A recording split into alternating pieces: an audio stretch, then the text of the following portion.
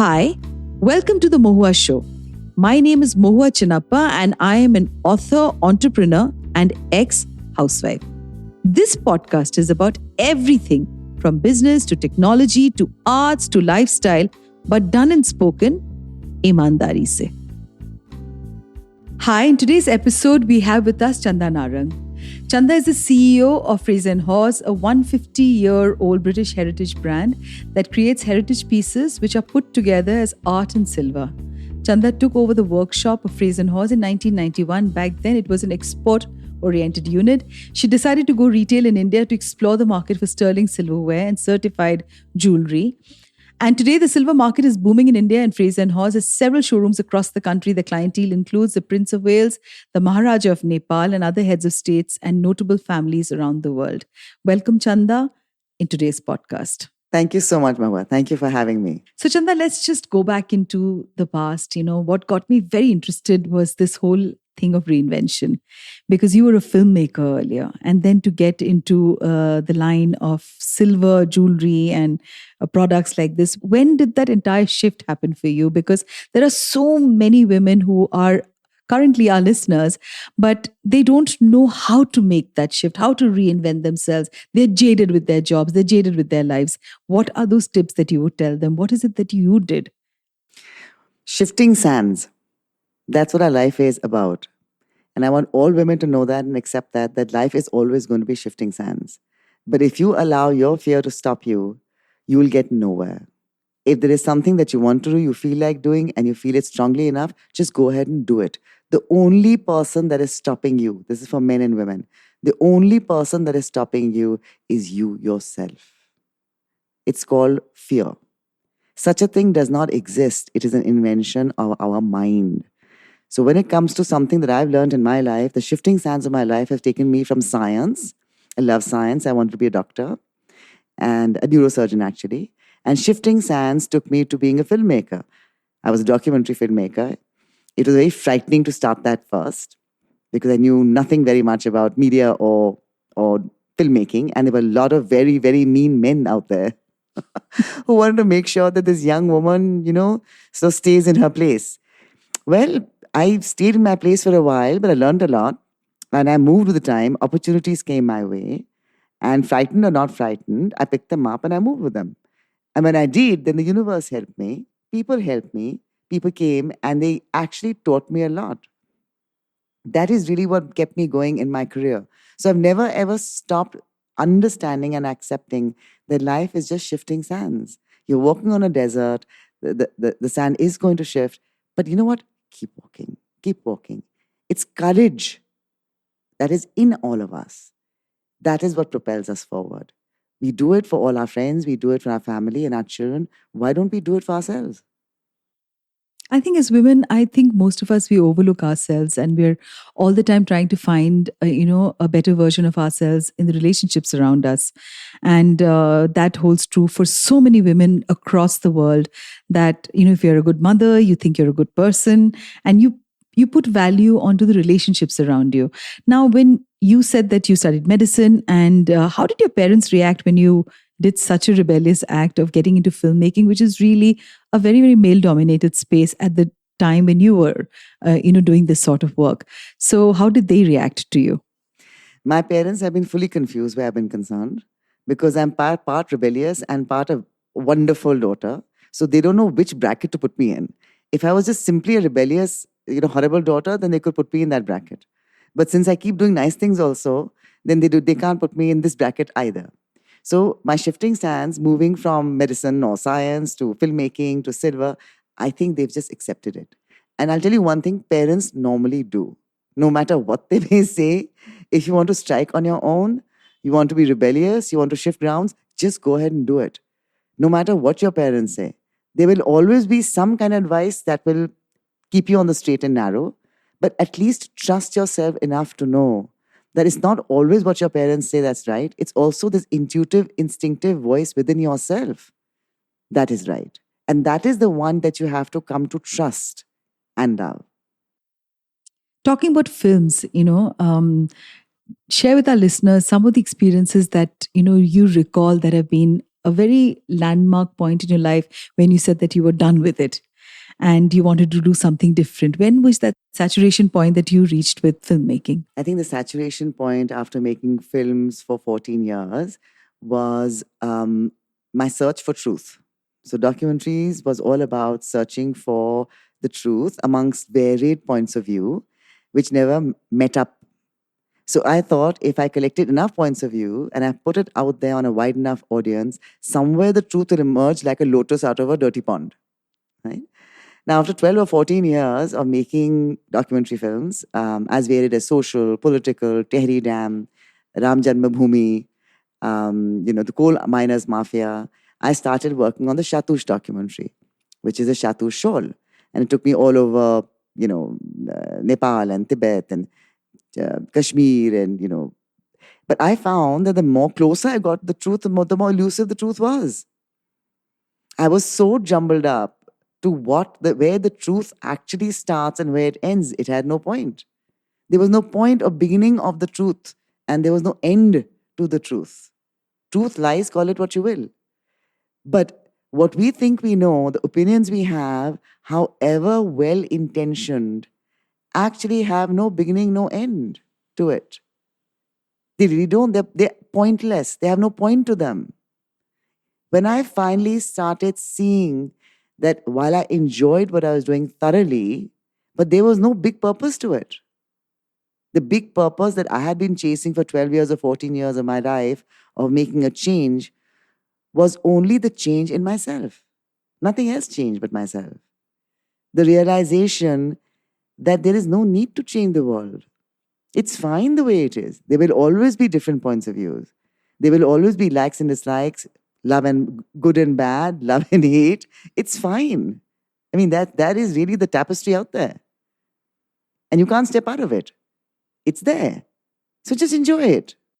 So maybe you would call that being, you're getting more mature about looking at things. But because when you started films, maybe it was with a vision to wanting to change the viewpoint of people and get them closer to what was happening, especially these political and activism films that you spoke about just now. So there must have been a bug inside you that bothered you about all of that. And was it this that you suddenly came to a space in your head where you said that I need to change my own viewpoint and the rest of it can just go, because those are also truths for people, right? For my audience, maybe, it would be because we have a lot of youngsters. How would you explain that entire shifting sands? Mawa, I'll tell you, I started because I hate people lying to me. So I grew up picking up on lies, and all kids, all youngsters can pick up very fast on who's lying to them and for what reason. And that is one thing that I did not want around me. I didn't want a bunch of lies. So whenever somebody lies to one, the only choice you have is you either walk away or then you fight it. You confront the lie. You confront the lie. Yeah. When you confront the lie, then there is some evidence of the lie backing off. Another perspective comes there.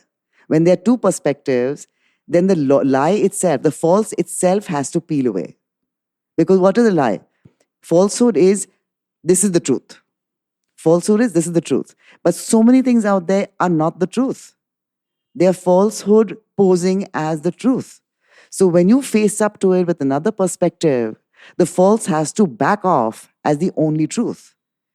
And that is what I was trying to do, to bring out perspectives up front so that which is staring us in the face as the God-spoken truth can back off and allow other perspectives to come in, more voices to come in, raise the voices so the false can look away. That was what my endeavor was. And that is the thing that I was very, very passionate about. And I hope every person, young, old, every person has that ability to take their own perspective and their own opinion and face that with an opinion which is opposite to theirs. You don't have to fight it. You can just put it out there like a signboard. You mean acceptance, right? I don't mean acceptance. I mean, if you feel something is wrong, say it. Say it. Say it nicely. You have an opinion. You have an intuitive insight, which is very, very strong and very sincere, very powerful and correct. Let that intuitive insight speak for yourself and have the courage to speak it out of your mouth. No point just feeling something is wrong. That which is wrong means there is something wrong. Find the words, the correct words, to somehow come out of your mouth and put it out there. Don't be scared of doing that. You may get laughed at, you may get derided, you may get, even abused. That's the kind of world we're living in. But don't back away. Because if you back away, I'm not asking you to fight. I'm asking you to just take your own truth and put it out there. And then leave it. Then drop it and walk away. Your job is done. That's all. But looking at the media world, I mean, I don't know how much of that would be very practical, because there are a lot of people who would work for money, and it does not necessarily for everybody be passion.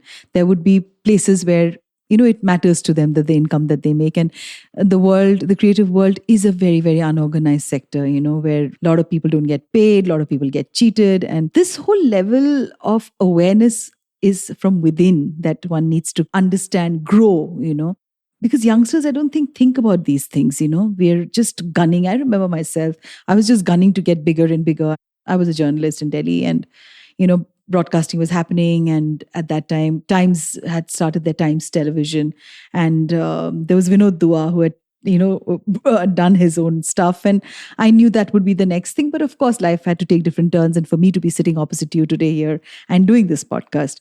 So, but when you're young, I don't know if you really look at these perspectives that is very, very important to look at. So what would you tell the youngsters? How is it that they would navigate that path between earning money and also not getting caught in the trap? Don't take it personally. Never take it personally. That's it. Just inculcate that in yourself from the word go. Don't overthink it and don't take it personally. Your mantra should be who cares and so what. Just stay with that. It's not your problem. If somebody else is misbehaving, somebody else is doing nepotism, and somebody else is doing whatever, you have to do what you have to do. You have to earn. You have to make your money. Do it and drop it. Just do not even go into the personal element of it. It's not personal for you. It's not personal for them. So now let's just come back to Frazer and Haws. So how did this happen? And again, this is another totally different area of work. And how did you get into reinventing yourself here? There are so many women who are struggling today, they don't know what to do. They're really caught, like I said, right in the start, and I've met so many women who say that, oh, I don't like the job that I'm doing. I don't like what I'm doing. Oh, I think I have this in me, but I don't know how to do it. So a little about Frazer and Haws and how, you had the courage to take up your own calling. Shifting sands again? Shifting sands again. Shifting sands again. Okay. Yeah. Well, I think life is going to make you shift sands anyway. So I want to tell all the women, I want to tell all the youngsters that there is so much inspiration. The youth, what I'm seeing in Bangalore and I'm seeing in places around here, there's an incredible amount of energy, and there's so much happening here to free your mind. If you can free your mind of the shifting sand conditioning, then you actually don't mind your job. You're unhappy in your job because you can't move. You're unhappy in your job because you feel that you are stuck. But you're never stuck. Promise you. You feel you're stuck. You think you can't move because you need money, you overthink it, you take it personally. I've spent 10 years here, I've spent 12 years here, I've spent 2 years here, oh, I want to move in 6 months. But in Frazer and Haws, it was a silver company. I was a filmmaker. What is the connection between making films and trying to run after quote-unquote truths and opinions to making handcrafted silver? Very beautiful handcrafted silver with one of the oldest silversmiths in England. 300 years old. You're trying to reinvent a 300-year-old heritage? How did they react to that when you told them that you wanted to reinvent and, bring about storytelling in silver making that was so staid? So my principals derided me totally. And it hurt, I have to tell you that. So the principal said that there is not enough market in India for branded silver, apart from Dunga, Katori, Thalis and things like that. So she is never going to succeed. So let her do what she wants to do. She has enthusiasm, she has ideas. So let's loosen the leash. And we need somebody to handle silver in India because losing money hand over fist. So she can't lose more money. She can't make it worse. So in that sense, I came into the field where I said, fine, if I can't make it worse, then let me make it different. Let me first of all turn around and say silver is not for dowry. I don't believe in dowry. So throw the dowry thing out of the window. No dowry, no silver, no thali, no donga, no katori. You want to buy it from your house, go ahead and buy it. You're certainly not going to give it to your daughter unless she wants it. The second thing is that what is it today that everybody in India wants? They want a story. They want an art expression. They don't want to look at silver as something which is, like I said, traditional or something which is serious. No, no, no. We don't. We want to take everything that is serious and we want to make it irreverent. So that irreverence, I feel, gives you the humor, it gives you the courage, and it gives you that slight edge over the others. And that is what I held on to. I said, bring in humor into something which everybody takes so seriously. Silver, everyone takes so seriously. Let's make it into little doggies, and let's make it into little cats and little monkeys, and let's take terracotta and clay and put a little nose made of silver and make little ears made of silver. Let's just play with silver. And if it doesn't sell, we'll melt it. But let's at least try to express art. Take the humblest of all materials, which is clay, which is mud. Take mud and put a bit of silver on it. Give it a shape, give it a form, give it a story. We started with a modern version of Panchatantra and put it out there and see how the market reacts. And it reacted amazingly well. From the time we started in 1997, it was something that even our team wasn't expecting. It was a young team, a very, very young team, very enthusiastic, ready to prove and ready to fail. And I told them all, I said, dude, we get this wrong, we are all out of jobs. We are shut down. That's it. We are shut down. There's nowhere to go. Somebody will have to lead us somewhere from here. Khana pina band. They say, fine, we're with you. Let's do it. Because if we do the same boring, state-old thing, then I'm sorry, we will not be able to digest the food that we're earning. We would rather earn less and digest what we're earning than to earn more and not be able to digest it. I said, that's my kind of language. Let's go for it. So we just took everything irreverent, totally even erotic. We even took eroticism. Everything which was irreverent, we put into our silver. And it worked. It simply worked because it blew the minds of people away that we could actually turn around and break such a strong, conventional, traditional concept of silver. Since then, we haven't looked back. That's all we've been doing since then. Inventing, reinventing. Every time we remember we are becoming stodgy and old, we suddenly, start becoming irreverent. I said, do the most irreverent thing you can think of. It's okay if we fail. But break out of this conditioned, we are settled, comfortable mode. Keep moving. Just keep moving. Don't rest in our laurels. Oh, but we did very well in that exhibition. Oh, but we did very well in our collection. I said, when, yeah? That was yesterday news. What are you doing now? What are we doing now?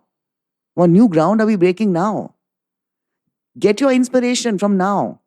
Get your inspiration from Greece. Get your inspiration from Syria. Get your inspiration from, in all the hellos of the world. Go look at the Kama Sutra. I don't care. But get me that inspiration, because finally I'm going to tell you whether it is art or it is rubbish. That much confidence I have that I have an eye where I can separate art from what is just not simply making the grade. You try. If you can't make the grade, it's not a problem. Try again. You will make the grade. Promise you. That's it. And how did people react around you when you to take on such a state brand, like I said? So friends were supportive of you and people were supportive of you, or are you the type who walks all alone on this entire unsettling the dust? I love the way they put it, unsettling the dust. Well, yes, lots of dust has been unsettled and lots of dust is still being unsettled. And it's still a question of dropping what a lot of people say. You hear from one ear and take it out the other. So did you face criticism? Tremendous. Yes. Particularly from our British counterpart who like pure silver. Silver is to be revered like God. And we were irreverent. But The interesting thing is that a few years after we started, England started making mixed material. England started making leather and silver and glass and silver. England started making porcelain and silver. So they followed us.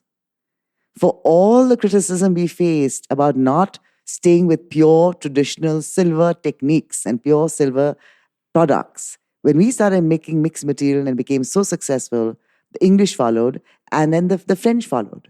So we changed the trend. We, a bunch of youngsters who dared to be irreverent, we changed the trend of the way silver is being put together and retailed in Europe, in England. That's a huge. I mean, it's a huge task because they are so set in their ways, and I don't think they look at the Indian art market with very good light. I've heard a lot of artists, and I have interacted with them, and they have a huge snob, The value. English will never accept us as Never, equal. ever. Never, Yes, never. yes. They can patronize us and say, oh, congratulations, wonderful Vedas, Vedanta, very good. But they cannot take us as their equal. Yes. Oh, they never ever will, I think, and not in a really long time. But Chanda, I have to ask you because like when I'm sitting opposite you, I can see somebody who's very strong and somebody who's very, very, is very sure of herself. Did this ever cost you as a woman? Yes. Let me tell you, I've had my share of breakdowns. I've been rock bottom. I have huge sympathy and empathy for those who I meet who hit rock bottom. It's a very lonely and it's a very scary place. I've been there and I've got myself out of that. And I would say big hug and lots of love and lots of courage and lots of blessings for anybody who is right now in that place where they're confused, they're scared, they're lonely, they're alone, they don't know where to go, and they're depressed. Just know that it won't last. Trust me, it will not last. It will change. Just flow. Don't be frightened of it. Just flow with it. I've been there. I am a strong woman, yes. We are people who are going to fall. It's called acid grace. When you fall, it's some kind of grace. You fall so low that you suddenly let go of all your ego. Because there is nothing left to hold on to. All the stories about yourself is gone. All your images about yourself have gone. You have to let go. Because that's how broken you are. You're shattered. You're in bits and pieces. You're waiting for someone to put you together. And that opportunity does come. But bit by bit, you're put together and you start rising again. So I understand what it's like. But don't compromise on your principles. Because the one thing that keeps you strong, even when you're falling into 100 bits, are your principles and the truth, which is yourself. Don't let that go. Don't compromise. I believe no compromise, no sellout. Little bit of badmashi is fine. Nautanki and work, shirk to earn more money is fine. No problem. Like Krishna can be as badmash as you want. But within yourself, be true to yourself. No compromise, no sellout. And I swear to God, when you go through a bad time, that is the one thing that will get you out of it. That actually is growth. That's acid grace. So grace then comes and pulls you up on the wings of the angel. Thank you so much for being on today's podcast. And I am totally teary-eyed listening to you and talking to you. It's been such an honor. Thank you so much. Big hug to you. It's been wonderful being here. Thank you. Thank you, Mawa. To you, our dearest listeners, you can find us on your favorite streaming services, Spotify, Amazon Music, Apple Podcast, and of course on all other major streaming services. With loads of love, we are The Mahua Show, where we talk ईमानदारी से.